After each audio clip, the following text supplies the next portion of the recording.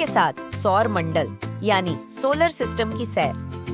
सिंघम नाम का एक बुद्धिमान शेर जंगल के बीचों बीच रहता था। सिंघम नई चीजें सीखना और अपने ज्ञान को जंगल के सभी जानवरों के साथ साझा करना पसंद करता था। एक रात जब सिंघम ने तारों से भरे आकाश की ओर देखा तो उसने सौर मंडल यानी सोलर सिस्टम की सैर करने और ग्रहों के बारे में जानने का फैसला किया। बच्चों, ग्रहों को इंग्लिश हम प्लैनेट्स कहते हैं।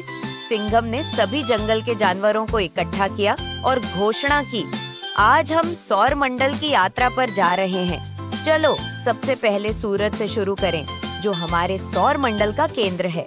सूरज को इंग्लिश में सन भी कहते हैं।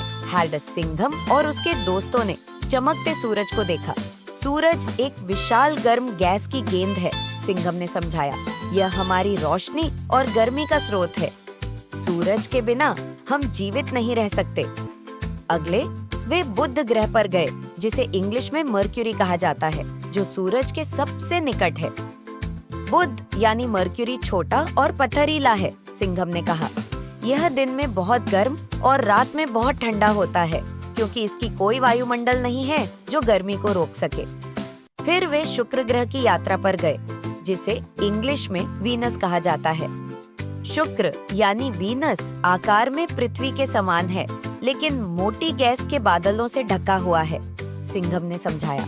यह हमारे सौर मंडल का सबसे गर्म ग्रह है, क्योंकि इसकी वायुमंडल गर्मी को रोक लेती है। हमारा घर पृथ्वी, जिसे इंग्लिश में अर्थ कहा जाता है, सूरज से तीसरा ग्रह है, सिंघम ने गर्व से कहा। यह एकमात्र ग्रह है जहाँ तरल पानी और जीवन है। इसमें हवा, पानी और जमीन का संतुलन है। फिर वे मंगल ग्रह पर गए, जिसे इंग्लिश में मार्स कहा जाता है और इसे लाल ग्रह के नाम से भी जाना जाता है। मंगल मार्स में हमारे सौर मंडल का सबसे ऊंचा ज्वालामुखी और सबसे गहरी घाटी है, सिंघम ने बताया। वैज्ञानिकों को लगता है कि बहुत पहले मंगल मार्स पर पानी था। वे बृहस्पति ग्रह पर पहुँचे, जो सबसे बड़ा ग्रह है, जिसे इंग्लिश में जुपिटर कहा जाता है। बृहस्पति एक गैस दानव है, जिसमें एक विशाल लाल धब्बा है, जो एक विशाल तूफान है, सिंघम ने कहा। इसमें कई चंद्रमा हैं, जिनमें एक है गैनीमेड, जो हमारे सौर मंडल का सबसे बड़ा चंद्रमा है।